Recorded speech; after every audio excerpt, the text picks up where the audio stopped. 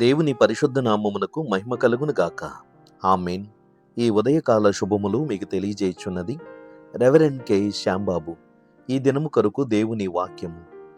ఎవడైనను నోటికి కళ్ళెము పెట్టుకొనక తన హృదయమును మోసపరుచుకొనుచు భక్తి గలవాడనని అనుకొనిన ఎడల వాని భక్తి వ్యర్థమే.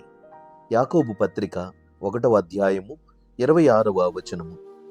ప్రభునందు ప్రియులారా, మన వ్యక్తిత్వాన్ని మొదటిగా బయలుపరిచేది మన నోరే. మనము పలికే ప్రతి మాటను బట్టి మన సాక్ష్యము, మన వ్యక్తిత్వము ఆధారపడుతుంది. చాలామంది వస్త్రధారణ, వేషధారణ వలన లోకమును ప్రభావితపరచగలిగి మంచివారమవుతాము, భక్తిపరులుగా చలామణి అవుదాము అనుకుంటారు. కానీ తెల్లని వస్త్రములు ధరించినంత మాత్రాన, లేదా సాధువుల వలె మత సంబంధమైన కాషాయ వస్త్రాలు ధరించినంత మాత్రాన వారు భక్తులేమీ అయిపోరు. ఈ ప్రస్తుత దినాలలో అనేక మంది అలాంటి డాంబిక ప్రవర్తన చేత లోకమును నమ్మించి మోసపోజేస్తున్నారు. కొందరు అమాయకులైనటువంటి వారిని ఎందరినో వంచుతున్నారు. నోటి మాట చాలా పదిలంగా ఉండాలి. యాకోబు భక్తుడు మనుషుల ప్రవర్తన విషయంలో నోటి మాట వలన అధిక పాపం చేయుచున్నారని, దాని విషయమై చాలా తీవ్రముగా ఖండిస్తూ ఈ పత్రికలో 3వ అధ్యాయములో వాటిని గురించి మాట్లాడుతున్నాడు. నోరు, నాలుక ఉపయోగించే విషయంలో మర్యాదను పాటించాలి, లేకపోతే జీవితాలు విచ్ఛిన్నమైపోయే ప్రమాదమున్నది. మన వ్యక్తిత్వము పాడైపోయే మరెంతో ఆపద కలుగుతుంది. మన మాట ఎదుటివారిని గాయపరిచేదిగా ఉండకూడదు, ఎదుటివారిని మోసగించేదిగానూ ఉండకూడదు. మనం మాట్లాడే ప్రతి మాట మోమాటము లేకుండా మాట్లాడవచ్చునేమో, కానీ మనుషులను మోసపరిచేదిగా ఉండకూడదు. మనము ఎలాంటి వారమో మన మాటలను బట్టి మన వ్యక్తిత్వాన్ని ఎదుటివారు గమనిస్తూ ఉంటారు. కాబట్టి మనుషులను మాటల చేత మోసగించవచ్చునేమో, కానీ దేవుడు తప్పకుండా మన మాటను బట్టి తీర్పు తీరుస్తాడని వాక్యము ద్వారా ప్రభువే యేసుక్రీస్తు సెలవిస్తున్నారు. మత్తయి సువార్త 12వ అధ్యాయము 36వ వచనములో, నేను మీతో చెప్పినదేమనగా, మనుషులు పలుకు వ్యర్థమైన ప్రతి మాటను గూర్చియు విమర్శ దినమున లెక్క చెప్పవలసి ఉండును. నీ మాటలను బట్టి నీతిమంతుడవని తీర్పు నొందుదువు, నీ మాటను బట్టియే అపరాధివని తీర్పు నొందుదువు అని వాక్యము తెలియజేయుచున్నది. ప్రియ స్నేహితుడా, సోదరి, మన జీవితంలో చాలా మందిని చూస్తూ ఉంటాం. వారు మాట్లాడినట్లుగా వారి వ్యక్తిత్వము, వారి యొక్క క్రియలు ఉండవు.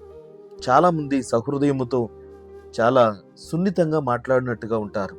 చాలామంది భక్తి కలిగిన వారిగా ప్రకటించుకుంటూ ఉంటారు. కానీ వారి ఒంటరి సమయములో, వారి ఏకాంత సమయములో ఉండేటువంటి వ్యక్తిత్వము మరోలాగా ఉంటుంది. కనుక దేవుడు అన్ని చోట్ల ఉన్నాడు. ప్రతి విషయములోనూ ఏం చేస్తున్నాము, ఎలా మాట్లాడుతున్నాము, ఎలా జీవిస్తున్నామో చూస్తాడు. కాబట్టి దేవుని సన్నిధికి వచ్చి ఒకవేళ మనము భక్తిపరులముగా మన వినయము, విధేయత దేవునికి కనపరిచినంత మాత్రాన దేవుడు మనుషులను మనము మోసగించినట్లు తాను మోసపోడు. అందుకని వాక్యములో గలతీ పత్రిక 6వ అధ్యాయము 7వ వచనములో, మోసపోకుడి, దేవుడు వెక్కిరింపబడడు, మనుషుడు ఏమి విత్తునో ఆ పంటనే కోయును అని తెలియజేయుచున్నాడు.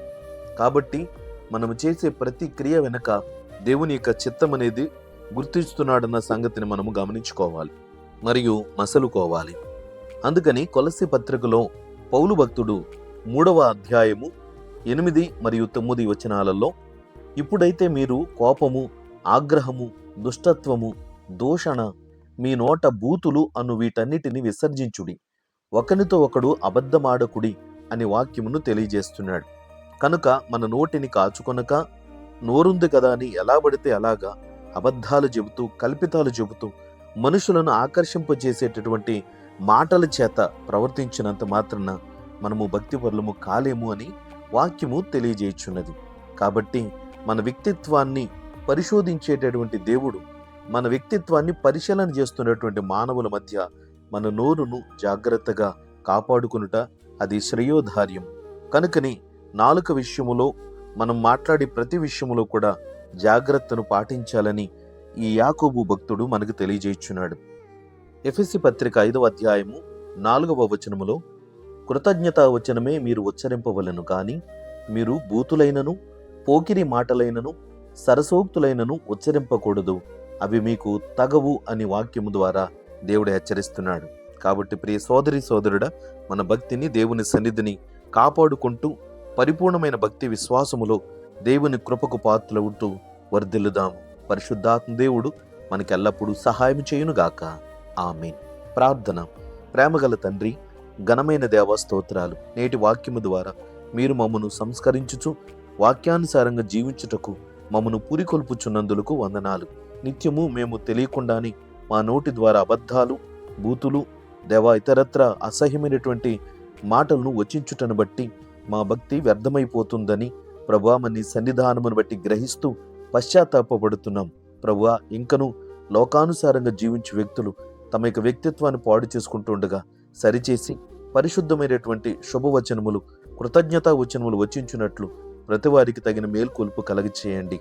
దేవా, ఈ వాక్యమును ఆలకించిన బిడ్డలను బలపరచండి, వాక్యానుసారంగా జీవింప చేయండి. శ్రమలో ఉన్న బిడ్డలకు సహాయమును, అనారోగ్యవంతులకు ఆరోగ్యమును, ప్రభు ఆర్థికపరమైన సమస్యలు ఉన్న వారికి తగిన సహాయమును మీరు దయచేయండి. నేటి దినదీవెనలతో ప్రతి వారిని నింపి నడిపించుమని యేసుక్రీస్తు నామమున ప్రార్థన చేయుచున్నాము తండ్రి. ఆమేన్. తండ్రి, కుమారుడు, పరిశుద్ధాత్మయను త్రియేక దేవుని దీవెన ఇప్పుడు ఎల్లప్పుడు మీకు అందరికీ తోడయుండునుగాక. ఆమేన్.